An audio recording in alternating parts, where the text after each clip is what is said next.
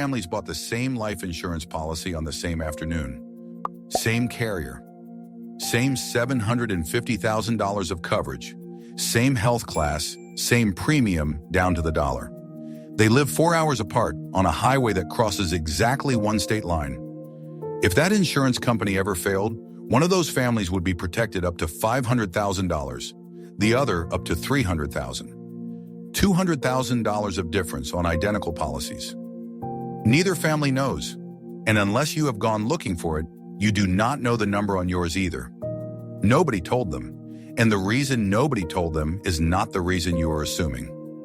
Then there is the fix you are already reaching for. Live somewhere better, move somewhere cheaper. That is the part that does the damage. This protection follows the address where you live now, not the one you signed at. So a family that moves for a better job can quietly lose $200,000 of backstop on a policy they never touched, in a month when they were thinking about nothing but a moving truck. A state legislature set the ceiling on your coverage. Nobody told you where it is, and it moves when you move. Hold that there for a moment, because the reflex is to assume somebody did something wrong. An agent hid something. A carrier buried a clause. That is not what happened here. Both of those families were sold an honest product by people who were probably telling the truth as they understood it. The difference was not written by the insurance company at all. It was written by a state legislature years before either family walked in the door.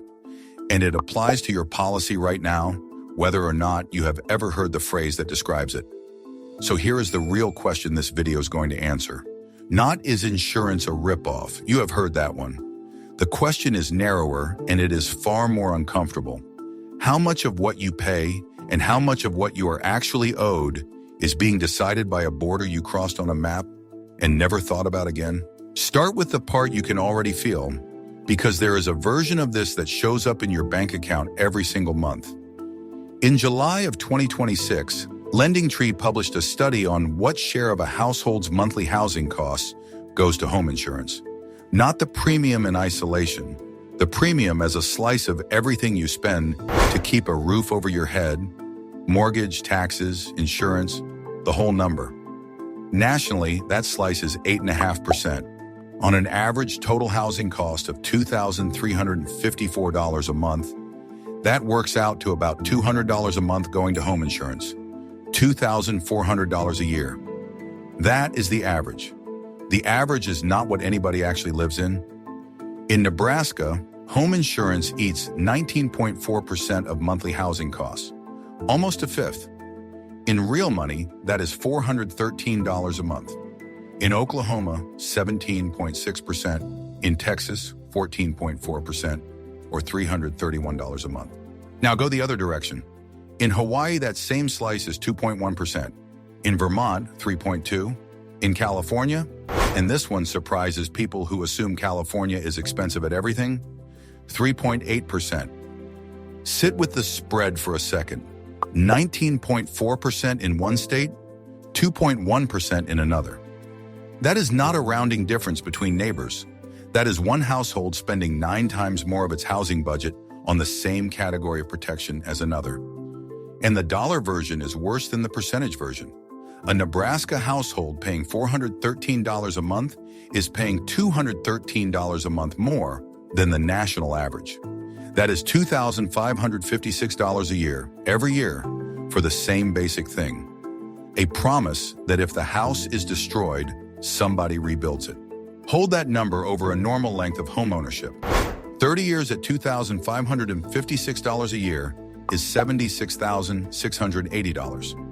In flat, unadjusted dollars, ignoring every future rate increase, that is what the state line costs one of those households relative to the middle of the country. Colorado, by the way, has the highest raw premium in the study, $463 a month, $5,556 a year. There is a reasonable explanation for most of that, and it is worth saying plainly so this does not sound like a conspiracy. Nebraska, Oklahoma, and Texas sit in the part of the country that gets hail, thunderstorms, and tornadoes on a schedule. Colorado gets hail that dents roofs like a hammer. Insurers price risk, and that risk is real. Nobody in Lincoln is being charged $413 a month out of spite. But notice what just happened in your head. You accepted the number because you accepted the explanation. Weather explains the home insurance gap. So the gap feels fair, so you stop asking. That is the exact reflex that makes the second half of this so expensive. Before that, if you want the questions to ask about your own coverage written out in plain language, the free checklist is linked in the pinned comment below. It is the same list of questions this video is built on.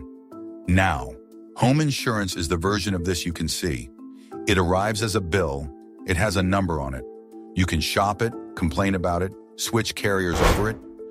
Life insurance is the version you cannot see, and it is where the state you live in reaches into the contract in two ways that almost never get explained at the kitchen table. The first one takes money before your money ever gets into the policy. Most states charge insurance companies a tax on premiums written in that state. In the life insurance world, it usually lands around 2%.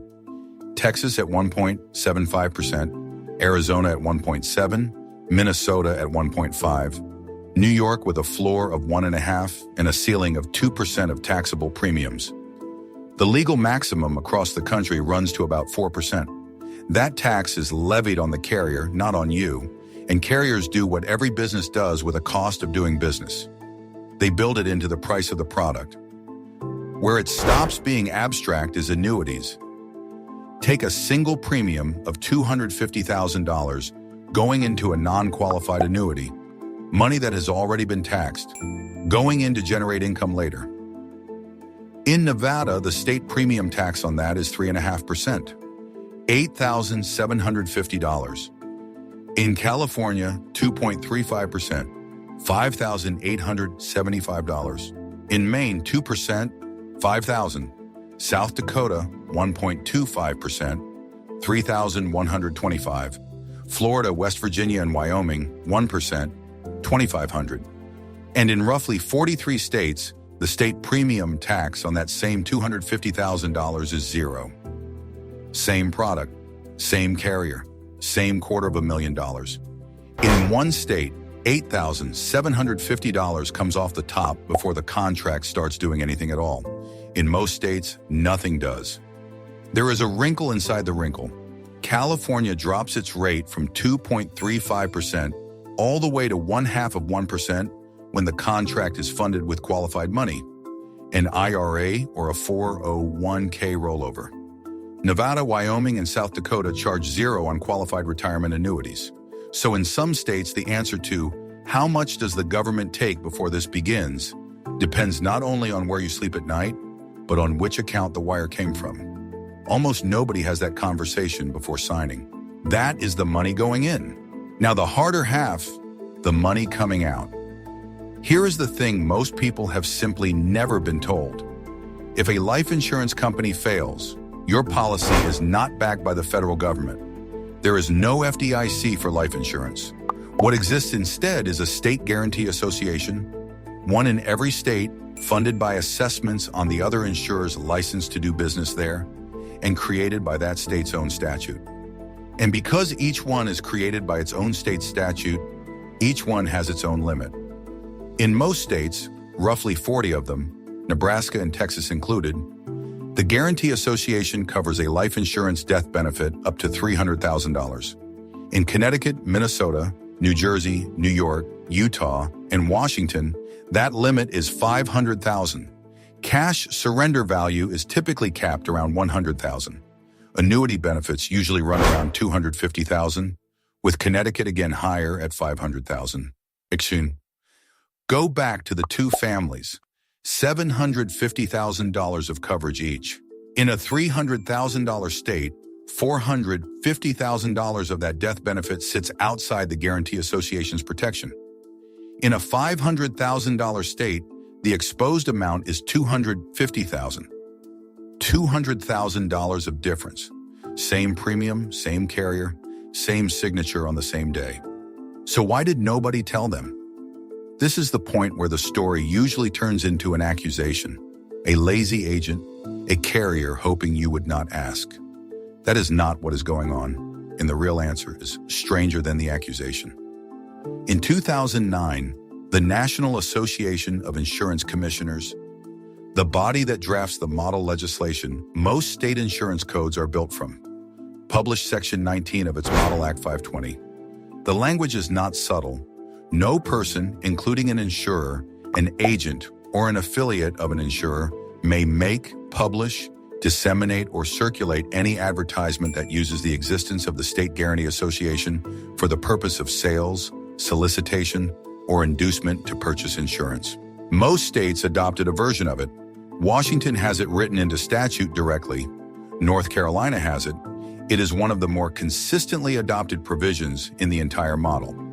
Now translate that back to the kitchen table.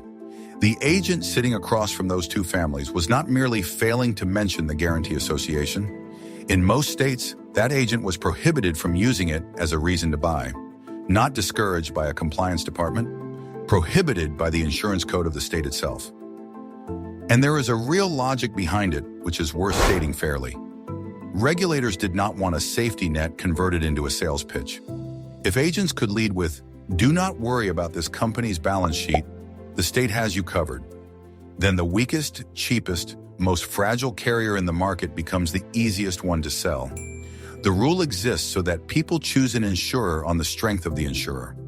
As consumer protection reasoning goes, that is coherent. But follow the second order effect, because that is where your household actually lives. The only people in that room who know the number are the ones legally barred from raising it as a selling point. The person on the other side of the table has never heard the phrase Guaranty Association in her life, so she does not know there is a question to ask. And so the single figure that determines how much of a $750,000 promise is genuinely backed becomes the one number in the entire transaction that nobody says out loud. That is not a cover-up. It is a silence with a statute behind it. The paperwork is clean, everybody followed the rules, and the outcome in your house is exactly the same as if somebody had hidden it. And now the part that turns this from a trivia fact into something you can actually do something about, or fail to. The obvious conclusion, the one your brain reached about 4 minutes ago, is that some states are bad at this and some states are good at it. And if you happen to live in an expensive, low-limit state, the answer is to get out. That is backwards. Moving does not solve this problem. Moving is how the problem happens to you. Because the Guaranty Association that covers your policy is not the one from the state where you bought it. It is the one from the state where you currently live. Read that again, slowly, with a real life attached to it. A family signs a $750,000 policy while living in New Jersey. $500,000 of it sits inside the guarantee limit. 4 years later, a job moves them to Nebraska. Better cost of living, bigger house, shorter commute. A good decision by every measure they were using. The moment they change residence, the protected portion of that identical policy drops from $500,000 to $300,000. There is no letter. The premium does not change. The policy documents do not change. The carrier does not change. Nothing about the contract they signed is different in any way they can observe. $200,000 of backstop simply stops existing quietly as a side effect of a moving truck. And it runs the other way too, which almost nobody mentions. A family that moves from Nebraska to Washington gains $200,000 of protection on a policy they have not touched in years. Same silence, same absence of a letter. This is the piece that reframes the home insurance number from earlier. That $413 a month in Nebraska is loud. It shows up, it stings, it makes people angry enough to shop around. The guarantee limit is silent.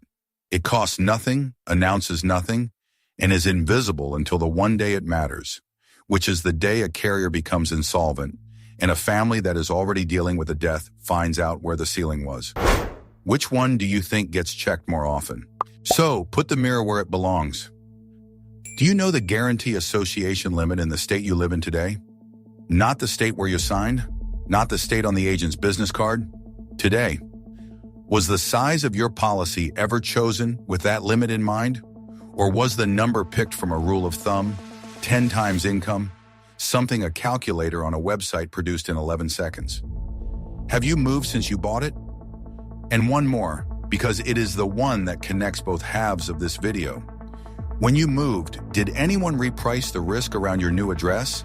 Not just the house, but the coverage on the person paying for it? The home insurance carrier certainly did.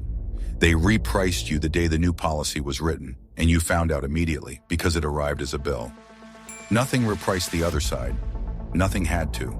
Those are not rhetorical, and the research says most people cannot answer them because most people are not working from information in the first place. The 2026 Insurance Barometer study from LIMRA and Life Happens found that 40% of Americans overestimate what a basic 20-year term policy costs.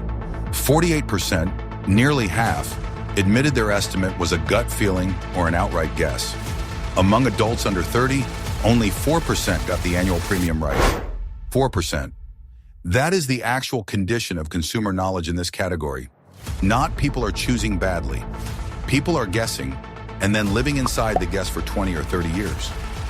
And a guess cannot account for a variable it does not know exists. If half the country is estimating the price of coverage by feel, essentially none of that half is asking a follow-up question about statutory protection limits by state of residence. That question is not hidden. It is just not in the conversation because the conversation is about monthly premium, and monthly premium is the one number every party in the room is comfortable discussing. None of this means the system is rigged against you, and it does not mean a policy in a $300,000 state is a bad policy. Insurer insolvency is not common.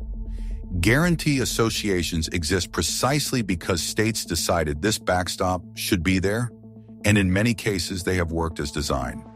Many families look at all of this and reasonably decide it changes nothing about their plan. But that is a decision, and right now for most households it is not being made. It is being defaulted into by a map, which brings this back to where it started. Two families, the same afternoon, the same carrier, the same $750,000, the same premium to the dollar. One of them protected to $500,000, one of them to $300,000. Neither one of them told. Everything about that pair of policies was chosen deliberately. The coverage amount, the term, the carrier, the health exam, the beneficiary. Every variable was examined except one. Nobody asked which side of the line the house was on. And the thing worth carrying out of this is not that one of those families made a mistake. It is that the line is not fixed. It moves the day you move. The protection attached to a contract you signed years ago is quietly recalculated by an address change you made for reasons that had nothing to do with insurance at all. Your policy does not travel with you. The state does, which is an unsettling thing to learn and a very ordinary thing to check. Neither of those families was careless. They were working from everything they had been handed. The only thing separating them from a household that knows its own number is that somebody once said it out loud. Now somebody